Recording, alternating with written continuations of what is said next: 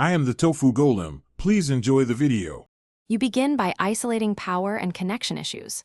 First, switch ports front versus back, USB 2, 0 versus USB 3. 0 because ports can be grouped and powered differently. Once done, plug a known good device to confirm the port supplies power. Next, examine the cable and connector.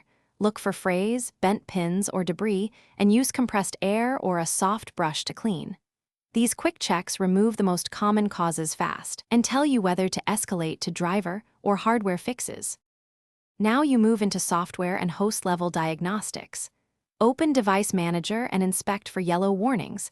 If present, uninstall the keyboard device, restart, and let Windows reinstall the driver to clear corrupted settings. Make sure to disable USB Selective Suspend in Power Options because it can cut power to ports.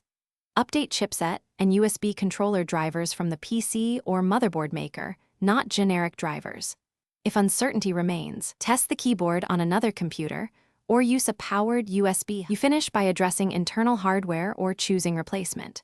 For detachable keyboard models, replace or test the cable. Cables fail more than PCBs. If comfortable, open the keyboard and inspect the PCB, switch connectors, and solder joints, reflow cold solder or replace damaged components to restore connection. If repair is impractical, replace the keyboard.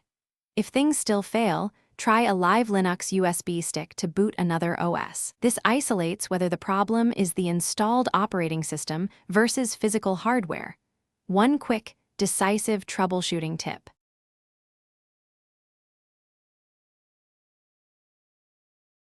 Thanks for watching.